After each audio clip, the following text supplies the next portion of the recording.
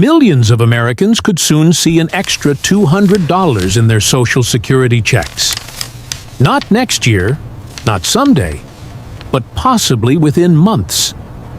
This isn't your usual COLA raise or a political promise. It's an emergency plan that could change how seniors, veterans, and people on disability make it through each month. But behind that $200 lies a much bigger question. Is this real relief, or just another short-term fix for a system running out of time? Stay with me, because what's happening right now in the Senate could shape the future of Social Security for everyone. Millions of Americans are wondering, is Social Security still fair? Retirees say they earned it after a lifetime of work, while younger people fear the system won't even exist when it's their turn. But what do you think? Is it time to fix the system, or is it already too late? Drop your thoughts in the comments right now and hit that like button if you believe change is long overdue. Because what is coming next might decide how much you or your family will actually get in the future. Millions of Americans could soon see an extra $200 added to their Social Security checks each month. A temporary but powerful lifeline in what lawmakers are calling the Social Security Emergency Inflation Relief Act.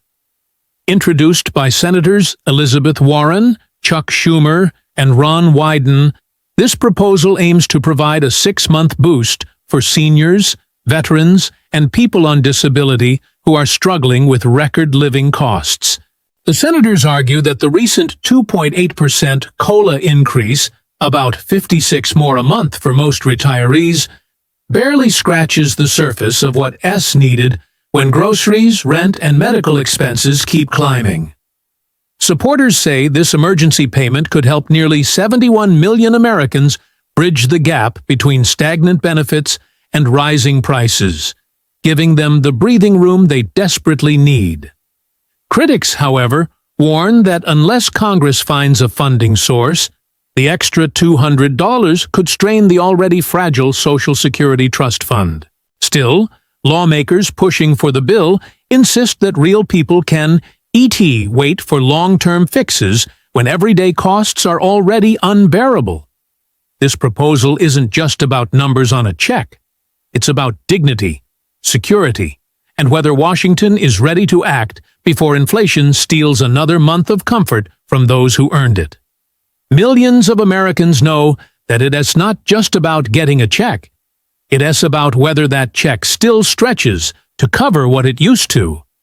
With the official annual adjustment for Social Security benefits set at 2.5% for 2025 and 2.8% for 2026, translating to roughly $50–60 more per month for most retirees, many say the math still doesn't add up.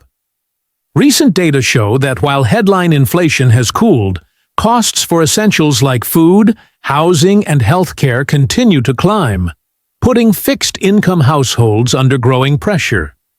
Advocacy groups report that about 77% of older Americans believe the increase does not keep pace with the prices they are seeing in stores, rental markets, and doctors' offices. What this means in practice is that even with an increase, many seniors are experiencing a shrinking safety net. Rent hikes, utility bills, and prescription costs often rise faster than the official index used to calculate benefit boosts. Since the cost of living measure used for Social Security, the CPI-W, doesn't always reflect the heavier spending patterns of older adults in categories like healthcare and assisted living, the gap widens. In short, the numbers may nibble at the problem, but they aren't swallowing it. And for millions of households trying to stretch a monthly check into a full month, better than nothing may still feel far from enough. Behind every statistic, there's a face. Someone trying to stretch a limited check a little further each month. Take Barbara, a retired worker from Ohio who receives about $1,780 in Social Security benefits. She says each trip to the grocery store feels like a guessing game of what she'll have to put back. With food prices up nearly 12% over the past 2 years, her budget no longer balances the way it used to. For her, an extra $200 a month isn't about luxury. It's about breathing room, the chance to buy fresh produce, keep the lights on, and fill her prescriptions without fear of running short before month's end. Then there's James, a Vietnam veteran living on disability payments. His medication co-pays, utility bills, and insurance premiums have all climbed, but his income hasn't kept up. He puts it simply, "This bill gives me hope that someone still sees us." For millions like James, that $200 increase could mean the difference between surviving and slipping further behind. These stories remind us that beyond the policy debates and percentages, real people are counting on relief, not to get ahead, but just to hold on to a life they've worked their entire lives to earn. For decades, Social Security benefits have relied on the cost of living adjustment, or COLA, to keep pace with inflation. But here's the problem. The system wasn't designed around retirees. Since 1975, COLA has been tied to something called the Consumer Price Index for urban wage earners and clerical workers, or CPI-W. That index tracks the spending habits of working adults, not seniors. And that mismatch is where the trouble begins. Older Americans spend far more on health care, prescriptions, and utilities, categories that rise faster than the general inflation rate. While the CPI-W gives more weight to things like gas and transportation, which many retirees spend less on. As a result, even when Social Security benefits rise 2% or 3% on paper, retirees still lose purchasing power in real life. Studies from the Senior Citizens League show that benefits have lost more than 30% of their buying power since 2000, because the formula doesn't reflect seniors' true expenses. In short, the system meant to protect older Americans from inflation is quietly leaving them behind. Lawmakers and advocacy groups say unless the COLA formula is modernized, every year's raised tyrants will continue to feel more like a pay cut for those who can least afford it. There is growing momentum behind a simple but powerful idea. If Social Security is meant to protect seniors, then its inflation formula should actually reflect their costs. That's where the alternative measure called the CPI-E, or Consumer Price Index for the elderly, comes in. Unlike the current CPI-W, which is based on working-age households, the CPI-E focuses specifically on people aged 62 and older. It gives greater weight to the things retirees spend most on: healthcare, housing, and medical services, categories that often rise faster than gas or consumer goods. Analysts estimate that switching to the CPI-E could raise annual COLA increases by roughly 0.2 percentage points on average. It might not sound dramatic, but over 10 or 20 years, it would add up to thousands of extra dollars for retirees. Supporters, including several Senate Democrats and senior advocacy groups, argue that this approach would finally bring fairness and accuracy to benefit adjustments. Critics counter that adopting CPI-E would raise long-term program costs, deepening pressure on the Social Security Trust Fund. Still, with the aging population growing fast, more lawmakers are acknowledging that keeping the current CPI-W means underestimating the real inflation seniors face, year after year. The clock is ticking on Social Security ES financial future. The latest trustees report shows the primary trust fund is projected to be exhausted by 2033 and the combined old age and disability funds by 2034, up to a year earlier than previously estimated.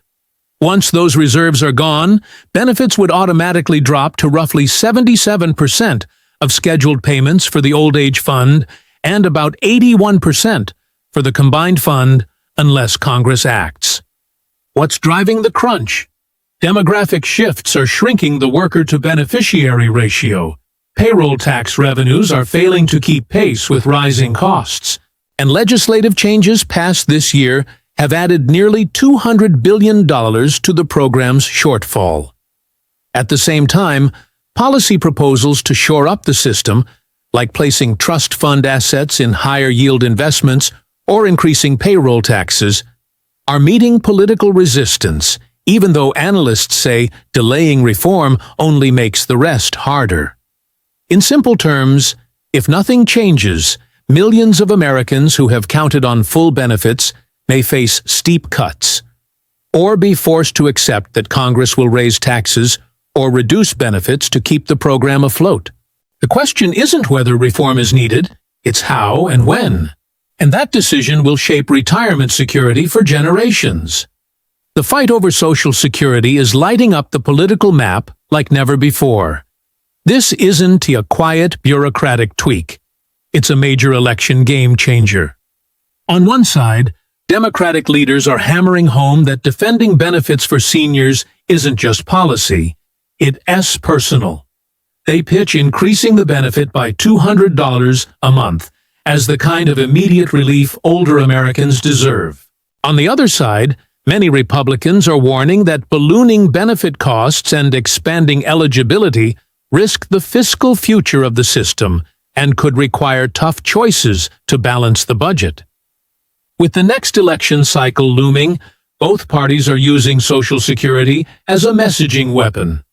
Democrats are tying their opponents to proposals they say will leave retirees behind, while Republicans are forcing voters to ask whether rising costs and expanding benefits mean tax hikes, benefit reductions, or both. Analysts say this could be the most volatile battleground for older voter turnout in decades. What's happening isn't just about one bill or 1 year. It's about choosing whether Social Security becomes a campaign promise or a lasting safety net. And voters will remember how each side acted when the spotlight hit. As the debate over Social Security heats up, one question keeps surfacing.